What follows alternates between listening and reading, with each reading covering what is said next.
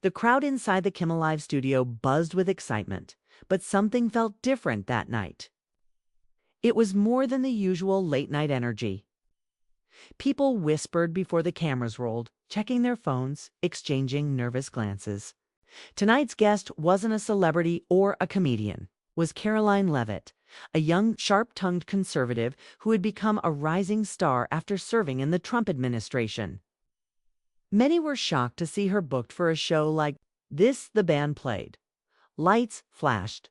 Jimmy Kimmel walked onto the stage with his usual smirk and quick jokes. The audience laughed. But when Karoline was introduced, the cheers were mixed. Some clapped politely, others stayed quiet. A few boos slipped through the sound. Karoline walked out confidently, wearing a dark blazer and a composed smile, but her eyes scanned the crowd carefully. Jimmy welcomed her with a handshake and a teasing comment, "You might be the youngest person we've ever had here who's been called dangerous by CNN." The audience laughed. Karoline smiled. "Well," she said lightly, "I take that as a compliment." At first, the interview was light. Jimmy poked fun at her age, her strict appearance, even asking if she missed college parties. Karoline laughed politely, dodging the jokes with ease. For a moment, it looked like the segment would remain friendly, maybe even forgettable. Then Jimmy leaned forward, his tone shifting. "Let's talk about January 6th. The air changed. The laughter died." Karoline sat a little straighter. Her smile faded, but she didn't flinch.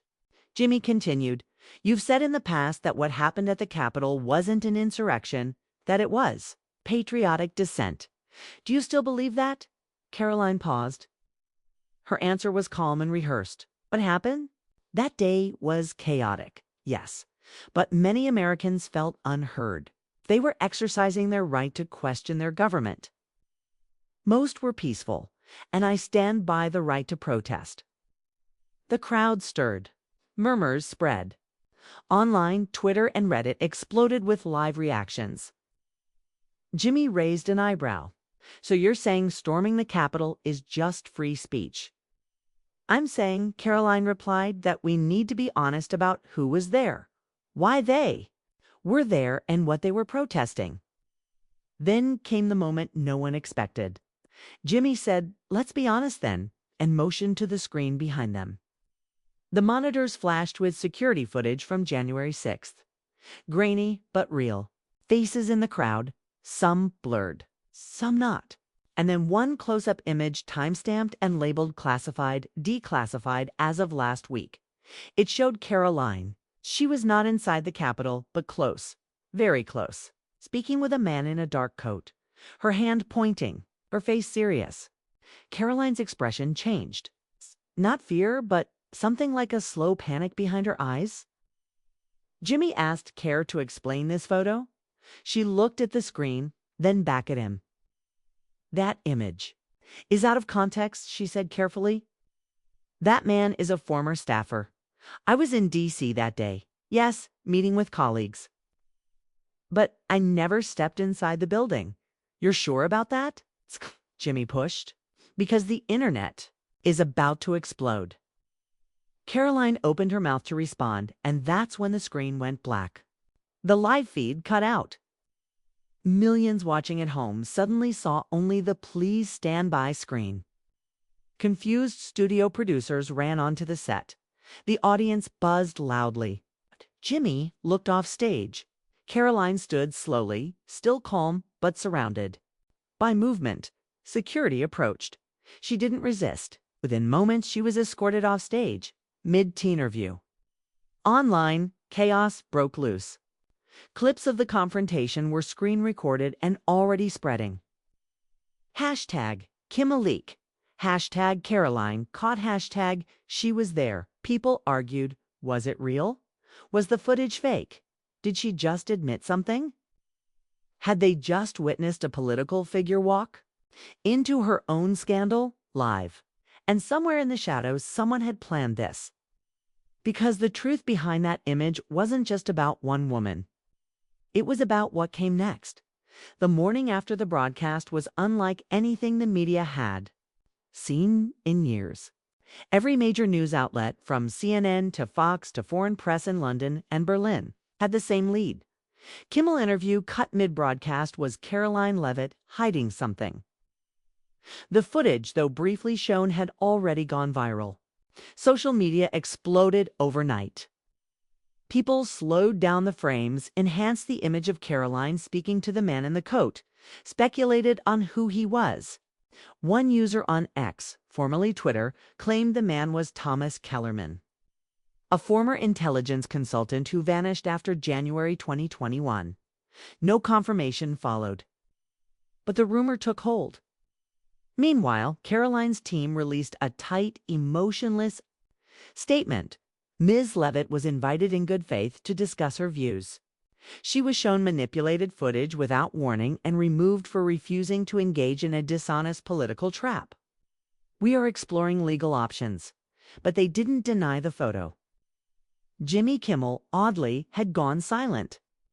His social media accounts hadn't posted since just before the show aired. That day's monologue was canceled. The studio went dark. TMZ reported that Jimmy had been advised to stay off air for 72 hours. And several unnamed insiders said the decision came from much higher than the network. In Washington, things moved quickly. Senator Blanchard d'Illinois called the incident deeply disturbing and demanded a formal investigation into what she called intentional media manipulation of a politically sensitive figure. But it was Senator Holt, R. Texas, normally a staunch ally of Karoline, who surprised everyone when he went live on C-SPAN and said, "If that footage was real, then we've been lied to for 3 years. And not by the people we thought." Ataya, the pressure was building. At a private intelligence analysis firm in Arlington, a woman named Talia Voss, a former NSA translator turned independent analyst, sat frozen in front of her screen. She had been tracking digital anomalies on government feeds for over a year. Strange glitches, odd latency delays on public video streams, inconsistent metadata in news replays. She rewound the Kimmel clip again and again. Precisely 21 hours, 43 minutes, and 8 seconds, the screen didn't just cut. It spiked a burst of high-frequency data for 1.7 seconds that could only be generated by someone with military-level access. She'd seen it once before during a test simulation in 2020 run by Homeland Security's Signal Integrity Group. Nicknamed Sig and Tate, the test was designed to interrupt hostile broadcasts in real time without public awareness. But why would it be used on a late-night comedy show? Talia messaged a former contact at Cyber Command. "You guys using tier red interrupts on talk shows now?" No reply. Later that evening, the story deepened. A user on a dark web forum leaked an alternate version of the broadcast, one not aired on ABC, but picked up by a foreign satellite outlet in Eastern Europe. This version showed an extra 2 seconds just before the blackout of Karoline, reacting with visible recognition to the man in the photo. She whispered something. Analysts with light-reading tools tried to decode it. 3 words: "It wasn't supposed." That was all they could confirm. Theories spread like fire. Was she part of a covert operation?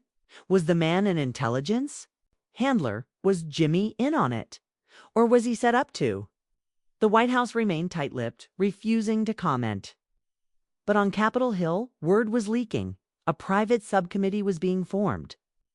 Not to investigate the interview, but to review the legality of Operation Echo Tier, a program never spoken of in public. A program designed during the Obama years to test mass perception shifts using high-stakes media. Karoline, meanwhile, had disappeared. She hadn't returned to her D.C. residence. Her aides stopped answering calls. Her office voicemail played. A looped message, temporarily unavailable due to travel. But travel where? In a dim apartment in Alexandria, Talia Voss printed out the metadata from the broadcast signal. A code embedded inside the blackout pattern led her to a government server with restricted clearance. She entered a passphrase she hadn't used since she left the NSA. The folder opened. At the top of the list, Subject K. Leavitt, Intercept Priority Level 2, and below that, a video file. It's timestamped 2 days before the interview aired. It showed Karoline rehearsing her responses, but not with her staff, not in her office, with federal agents. What was this interview supposed to be, and who changed the plan? Whatever it was, it hadn't ended in that studio. It had only just begun. 3 days had passed since the Kimmel broadcast collapsed live on air. In that short time, the United States had spiraled into a media firestorm and quiet panic inside its most secure buildings. The public was still arguing over what they'd seen, or what they thought they'd seen, but behind closed doors, government officials were asking far more dangerous questions. At Joint Intelligence Command in Langley, Virginia, a closed-door meeting was underway. The room held no windows, just a screen displaying 3 paused frames. Karoline Leavitt speaking to the unknown man outside the Capitol. The moment the broadcast feed was cut and a still of the alternate satellite version leaked from Europe, a bald man in a gray suit stood at the front of the room. His name was Director James Alden, Deputy Director of Homeland Security for Strategic Intercepts.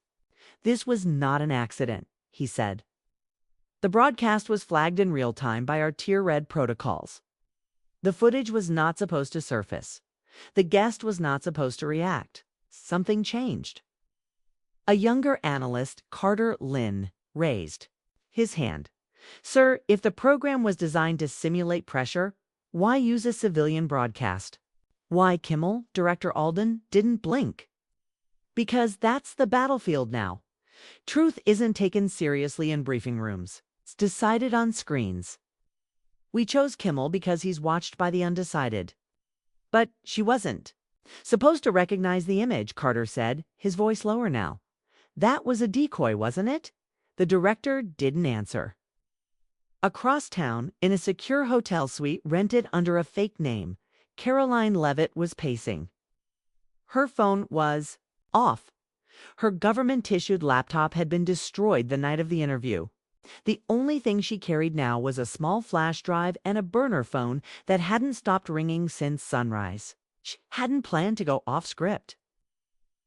The operation had been agreed upon weeks earlier, when she'd been approached by 2 men claiming to be from an interagency media task force.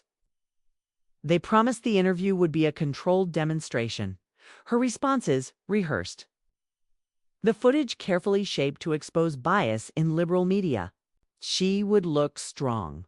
They would reveal the truth about media manipulation. But during the broadcast, Jimmy had shown the wrong photo, or at least one she hadn't been prepped for. That man in the frame, standing near the Capitol steps, wasn't just a staffer. He was Michael Sutter, someone she hadn't seen in 3 years. Someone she had been told was dead. Okay? And her first instinct, that flash of shock on her face, had been very real. She remembered whispering, it wasn't supposed to be him, just before the stage lights flickered and the feed died. That whisper, she now knew, had made it into the alternate version of the broadcast. But how? A soft knock on the hotel door pulled her thoughts back. She froze, then moved to the peephole. It was Talia Voss. Karoline opened the door cautiously. How did you find me? Talia entered quickly, locking it behind her. You're sloppy with hiding your metadata. Your burner phone leaked coordinates. In your last signal burst, Karoline looked tired. I suppose I should say thank you. Talia sat at the small table and placed a laptop down. You need to tell me everything you know about Michael Sutter. Karoline flinched at the name. He worked for a shadow group inside DHS, she said. They called themselves Ecotier. Thought they were gone. They were, Talia said, until the Kimmel show. Talia tapped her keyboard. The leaked footage played again. Your reaction wasn't to the broadcast, it was to the memory. Tell me what he said to you that day. Karoline sat. Her voice dropped. January 6th wasn't supposed to be what it became. Michael said there'd be crowd control, a walk of protest. No one was supposed to break the line. But someone changed the signal. Talia finished. Kay sizzed the crowd. A test went live. Karoline nodded. He called it a rehearsal for perception war. Said the real battle wouldn't be with bullets. It'd be with frames, edits. Soundbites. Talia's eyes narrowed. He was right. They both looked at the laptop screen. On it, thousands of users had dissected every frame of Karoline's appearance. Conspiracy theorists, political analysts, foreign bots, all spinning the same moment into different truths. We have a small window, Talia said, before they wipe it all. Before they control the narrative again. Karoline slid the flash drive across the table. Then you'll need this. Talia opened it. Dozens of encrypted files, audio transcripts, footage. Karoline whispered, Sutter gave me this 3 years ago. Told me to wait for the day the truth would burn brighter than the lie. Talia looked up. That day is now. And outside the hotel, a black van had just parked at the curb.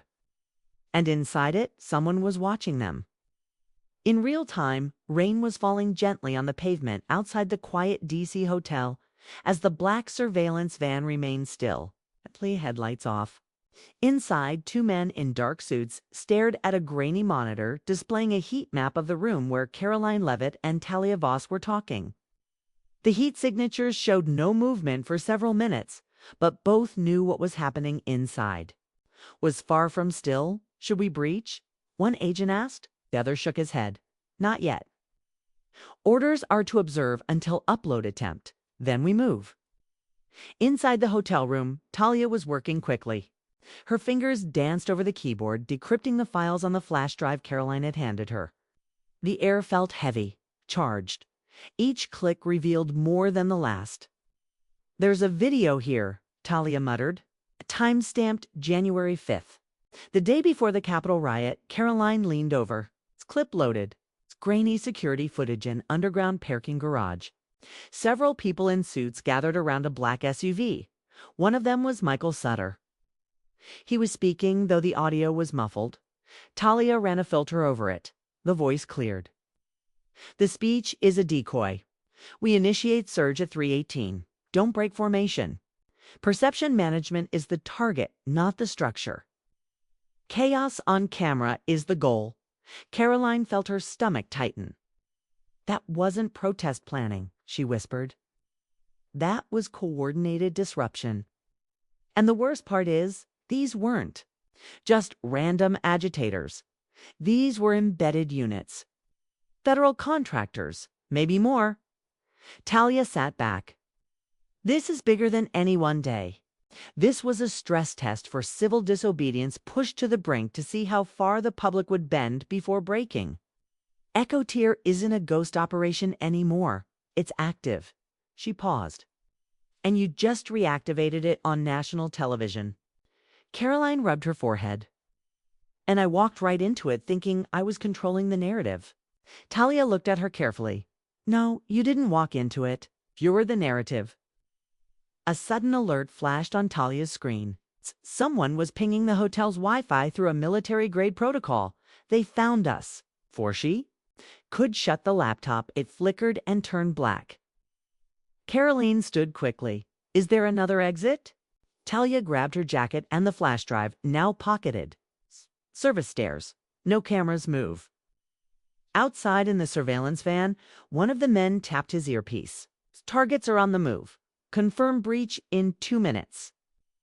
But what neither team realized was that a third party had already intercepted the feed. Across the Atlantic, in a small intelligence node in Brussels, a red notice pinged across multiple allied networks.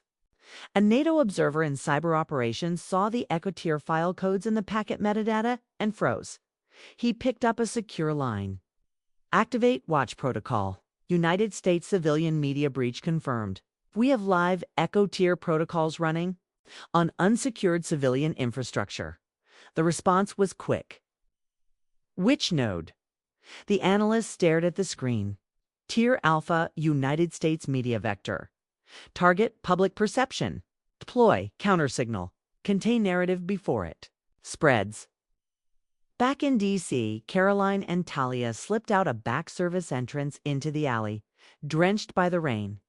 Talia scanned the street. You need to get to someone who can verify this, not just post it online and get flagged as a conspiracy nut. Karoline nodded. There's a journalist, independent, embedded with Senate staffers. Doesn't work. For a network. He's clean. Name: Isaiah Duran. Talia frowned. The name rings a bell. Karoline was already pulling out a second burner phone. He's the only one I trust who won't fold under pressure. But before she could dial, a black SUV turned the corner at the end of the alley. Talia grabbed her arm. Run! They sprinted toward the other end of the alley where a rusty side door led to a closed dry cleaner. Karoline slammed her shoulder into it. The lock cracked. They slipped inside, soaked and gasping. The SUV didn't stop. It passed slowly, almost casually, then disappeared into the night. For now, inside the dark shop, they caught their breath. Talia looked at Karoline. What did you mean earlier when you said Michael Sutter was supposed to be dead? Karoline looked at the floor. 3 years ago, he called me from a secure line. Said they were shutting Echo Tier down and scrubbing everyone involved. The next day, the media reported he died in a boating accident off the Chesapeake. Talia blinked. And you believed that? No. I just hoped it meant I was free. Outside, the sound of tires skidding echoed again. But it wasn't the SUV. It was multiple. Karoline and Talia had lit a fire too bright to ignore. And now, the game was no longer about perception. It was about survival. The night air was thick with tension as Karoline and Talia crouched behind shelves in the darkened dry cleaner. Outside, 2 black SUVs now idled, engines low and steady, like predators waiting for movement in the brush. The street was otherwise empty, silent, but they knew they were being hunted, not for who they were, but for what they now knew. Talia clutched the flash drive like a weapon. Karoline, still soaked from the rain, leaned against the wall, trying to steady her breathing. Somewhere between the hotel and here, the pieces of the puzzle had shifted. She no longer felt like a player in someone else's game. She realized she had become the center of it. We can't stay here, Talia whispered. The moment they realize we didn't leave through the front, they'll circle back. Karoline wiped a smear of dust off her face. We need to get to Duran. He's the only one who won't try to spin this for clicks. Talia nodded, pulling her phone from a lifeline pouch to prevent tracking. She opened a secure line and typed one word, Phantom. Then, a location, Georgetown, a bridge. It was a dead drop. 5 minutes later, they slipped out the back window, cutting through alleys until they reached an underground garage where Talise, contact a former defense contractor named Vega, waited in an old, nondescript delivery van. You just made every facial recognition system in the country go hot, Vega said, his voice muffled behind tinted sunglasses. What did you do? Steal Biden's birthday cake? No, Talia muttered. We found Echo Tier, and it's still running. Vega's humor vanished. He looked between them, then silently handed over a burner laptop. Talia plugged in the flash drive, fingers moving quickly. Inside was more than footage. It was a map, a visual chart of media influence nodes across the U.S., late-night shows, streaming platforms, high-engagement news accounts, and online algorithms all linked to what the files called perception architecture. Echo Tier hadn't just been about monitoring public opinion. It had been training AI systems to redirect it. Karoline stared at the map. They weren't just feeding narratives. They were building reaction paths, preconditioning the population to trust, dismiss, or attack, based on trigger events. Vega whistled. You're saying Kimmel wasn't the incident? 'Twas the deployment. Talia zoomed in. One node blinked red. NBC Nightly News scheduled disruption. 3 o'clock EST. That's in 2 hours. She said, if we don't go public before then, they'll release a new narrative that buries the truth and us permanently. Vega pulled out an old Motorola. I know someone at the BBC still believes in journalism. You've got one shot. But Karoline shook her head. We can't go international first. That'll feed the idea we're traitors. We go to Duran, then go public from American soil. The van rattled across the bridge toward Georgetown. They parked under the shadow of a brick wall as church bells rang faintly in the distance. Isaiah Duran was already waiting. Mid-30s Afro-Latino, heavy coat, eyes that missed nothing. A digital recorder in one hand, a folder in the other. "I've seen the clips," he said before they could speak. "I thought they were fakes." "They're not," Karoline replied. "And if you don't run the story exactly as we give it, without edits, without spin it'll disappear like the others, you'll be helping them." Duran looked at Talia, who handed over the flash. "Drive." He slid it into a protected tablet. His eyes scanned the files, his face growing more still with each scroll. He said quietly, "There's footage here from inside a Pentagon signal room." Talia nodded. "Leaked through a blind pipe, embedded in their own redundancy system. They got lazy. Never thought anyone outside the clearance ring could trace." "The echo logs." Karoline added, "You publish that? You won't just expose EchoTier. You'll confirm that government agencies were running perception trials on domestic media without congressional oversight." Duran stared at them both. "You know, this means war, right?" Talia answered. "It already started. The public just hasn't noticed yet." He pocketed the drive. "Give me 12 hours. Then open your channels." But even as they parted ways, a drone no larger than a bird hovered silently above the bridge, its lens tracking every word, every face. 2 hours later, in a command center buried beneath a federal facility outside Baltimore, an operator turned to a general with a grave face. "We have confirmation. The data is in motion." The general looked at the monitor. "Activate contingency." 7. It's no longer a drill. Above ground, the city continued to sleep. But beneath it, machines spun narratives, targeted keywords, flagged accounts, and prepared the next phase. Karoline didn't know it yet, but before the next nightfall, millions of Americans would see her face on their screens, labeled as a national threat. And none of them would be sure. If it was real, the morning sunlight filtered through hazy clouds over Washington, D.C., but the city felt colder than usual, tense, unsure, like it knew something was wrong but couldn't quite name it. In a cafe near DuPont Circle, people sipped their coffee and scrolled through their phones, unaware that across every platform, Facebook, Twitter, TikTok, even streaming apps, a new alert was being pushed silently, algorithmically, and with surgical precision. Possible domestic threat identified. Karoline Leavitt. Proceed with caution. Information manipulation suspected. The image attached wasn't a mugshot, but a still from her interview on Kimmel, her expression frozen mid-reaction, a flash of confusion distorted into guilt. No source was cited, no agency confirmed it. But it spread like wildfire. The public didn't wait for truth, they reacted. And that was the point.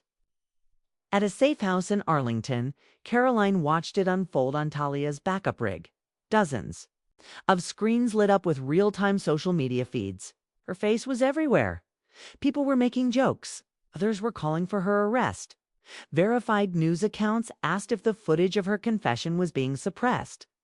"This is EchoTier at full power," Talia muttered. Perception shift. Rapid cycle. They don't need to arrest you. They just need to discredit you before you speak. Vega stood nearby, listening to encrypted coms in his earpiece. Duran. Went dark an hour ago. Either they found him or he's playing it safe. Karoline stepped away from the screens, her hands shaking. "I thought once the truth got out, they trained for that," Talia cut in. "The whole system is designed to absorb truth, twist it, weaponize it, and fire it back." Karoline turned toward her. "Then what's the move?" "Oh, we can't. Go back on TV, every network's been compromised. Even if we get airtime, they'll manipulate the feed, cut the signal, or bury us in noise." Talia's voice dropped. "There's only one path left. We go analog." Vega looked up. Talia pulled out a small drive and plugged it into a clean laptop. This is a burst stream patch, she explained. If we hijack the emergency broadcast infrastructure, same ones used for natural disasters, we can push a direct message to every screen, every radio tower, every highway sign in the country. It's 10 minutes, unfiltered. Then it locks down. Karoline blinked. That's illegal. It's treason. Technically, Talia replied. But then again, so is letting the American people be lied to by their own government. Vega cracked a grin. I always wanted to do something completely insane before I die. The plan was simple. In theory, reach an outdated but still functional broadcast relay center just outside Quantico. Plug into the analog emergency override system. Activate the signal patch and broadcast a pre-recorded message, Karoline, explaining Echo Tier, the leaked files, and the names of those behind it. But getting there meant crossing half the city, which was now silently surveilled. Karoline nodded. Let's move.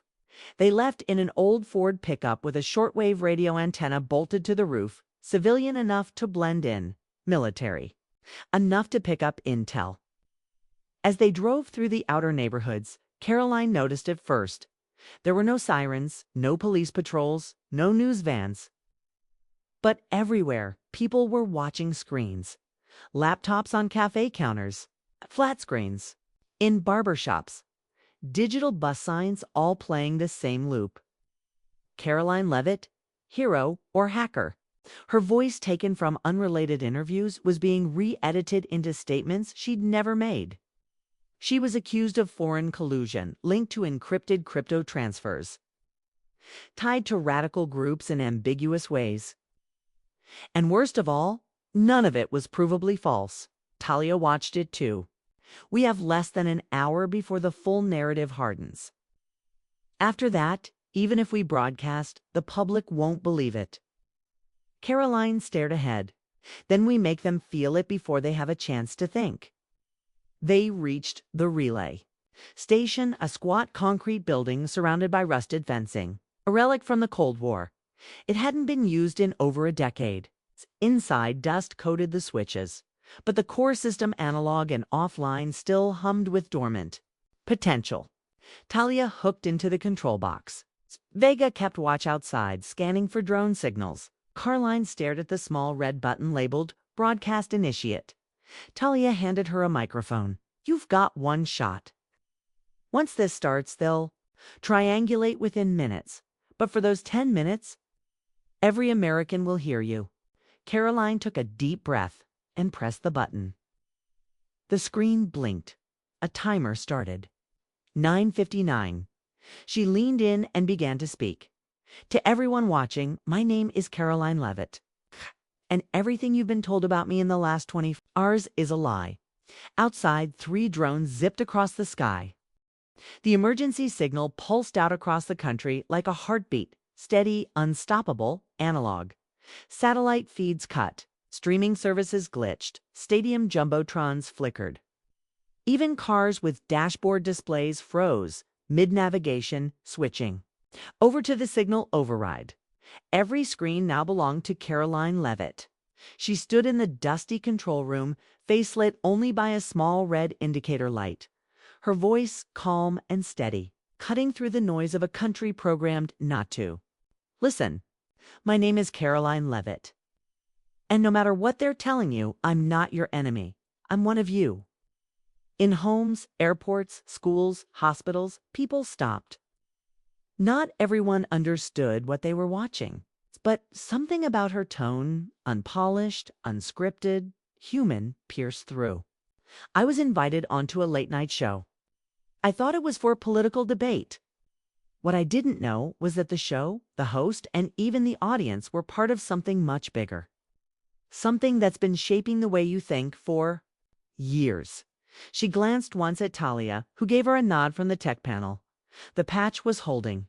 8 minutes left. They call it Echo Tier, Karoline said. An internal program originally classified, now rogue, designed not to control your mind but your reactions. Not by telling you what to believe, but by feeding you what to dismiss. Laugh tracks, memes, news cycles. All wired to one thing: keep you distracted while they rewrite the rules. People across the country shifted in their seats. In a crowded military base in Nevada, a group of soldiers stared at the screen in silence. In a college dorm in Seattle, roommates paused their party. In a diner in Georgia, a man dropped his fork. Karoline continued, "When I answered questions on national TV, they didn't want my words. They wanted my face, my pause, my confusion." That's what they clipped, edited, and fed into the system. A system that makes you the product. Your outrage, your hashtags, your fear. She held up a printed still image, a Capitol surveillance photo showing Michael Sutter, the supposed dead man, walking with two DHS officers, dated one day before the January 6th riots. They told us he died 3 years ago. It's what the official report said. But he didn't. He went underground. And he's not alone. EchoTier isn't a myth. It's operating through the very platforms we trust. Karoline's voice cracked just slightly, the first real crack of emotion. You don't have to believe me, but ask yourself this. When was the last time you changed your mind? And no one mocked you for it? The feed shook. Talia's laptop started flashing. Vega at the door shouted, "They've got our signal. 5 units en route." Karoline didn't flinch. "I don't have much time, so here's the truth. This isn't about left or right. This is about consent. Your data, your beliefs, your freedom, it's all being tested against simulations." Outside, black SUVs raced down the back road toward the facility. Drones buzzed overhead. Karoline's voice dropped. "They're coming to shut this down. Not because I'm lying, but because I'm telling you something you were never meant to hear." Talia grabbed the backup drive and yanked it from the system. Cut in 30 seconds. Karoline looked directly into the camera. "If you see this, you have a choice. Turn it off. Or ask why they're trying so hard to make you." The feed cut. A black screen. Then static. Across the country, confusion turned to chaos. Social media exploded with videos of Karoline's speech. Within minutes, her face was everywhere again, but this time it wasn't a meme. It was a question. CNN headquarters. Producers scrambled to verify what had just aired. At the White House, crisis briefings were called. At Langley, firewalls went up. In New York, Isaiah Duran, battered but free, uploaded the full data dump to a decentralized server. EchoTier was no longer a ghost. That night, the streets filled with candlelit crowds, not in protest, not in violence, but in silence, watching, waiting. Some still believed Karoline was a plant. Others, a hero. But for the first time in years, they weren't arguing about who was speaking. They were asking why they hadn't heard it sooner. In the dark, Karoline and Talia fled into the woods outside the blast radius, breathless and alive. No longer just hunted, but heard. History wouldn't record her as a politician or a radical. She'd be remembered as a glitch in the system. The day the noise stopped, and the signal got through.